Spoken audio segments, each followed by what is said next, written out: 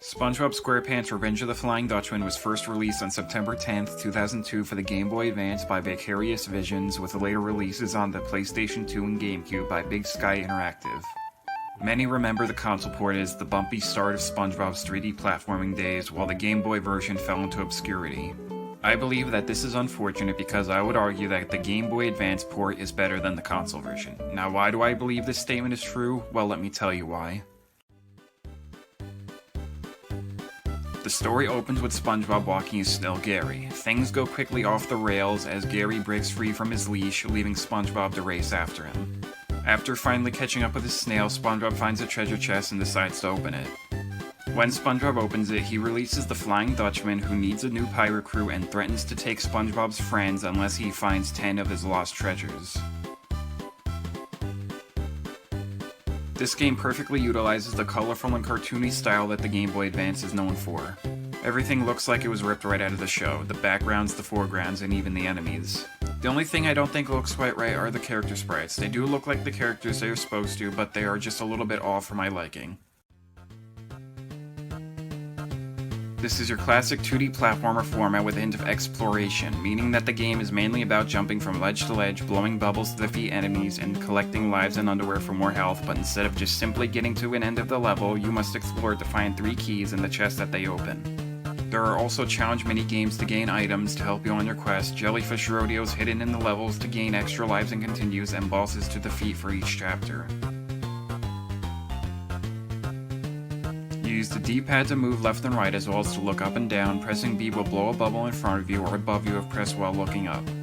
Pressing A makes you jump and holding it allows you to glide. Hitting the L trigger changes your item while hitting the right trigger activates it. Finally, by holding down and either left or right on the D-pad allows you to crawl.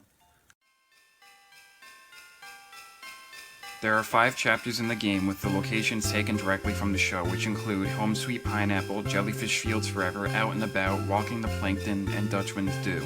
Home Sweet Pineapple is nothing more than the tutorial level on the Jellyfish Jam bonus minigame for extra lives in SpongeBob's Pineapple.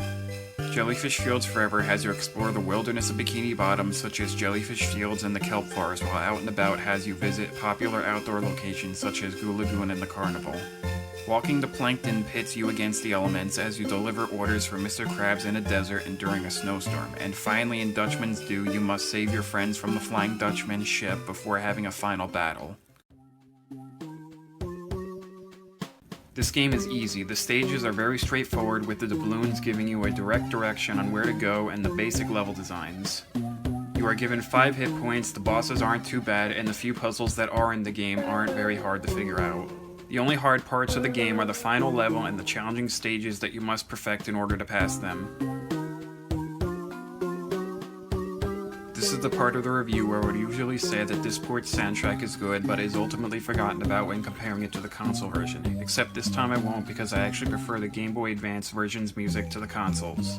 This is because of the much larger and more diverse musical selection here, because each level has its own theme as opposed to the console version, in which it is mostly based off of what costume you are wearing, which limits the music to the same few songs on repeat throughout the game. This includes the festive music during the snowstorm, the lively music of the carnival, the eerie music of Rock Bottom, and the feel-good music of Hooky Fields. Despite coming out on less powerful hardware, being a short game, and not being very challenging, I still think this port of the game is better than the console version because of 2 reasons. 1. The limitations and restraints that the developers had with the handheld forced them to stick with a tried and true 2D format for the game, which resulted in a simplistic game that is easy to pick up and play. And 2. The fact that this was a licensed game of a very popular show, which meant it would sell regardless of the quality. Not to mention the much more appealing graphics, larger music variety, and the references to the show sprinkled throughout the game. As opposed to the console ports that had the power to bring SpongeBob's world into the 3rd dimension, which resulted in confusing level layouts, vague objectives to complete, horribly aged graphics, annoyingly repetitive music, and general disregard for the source material.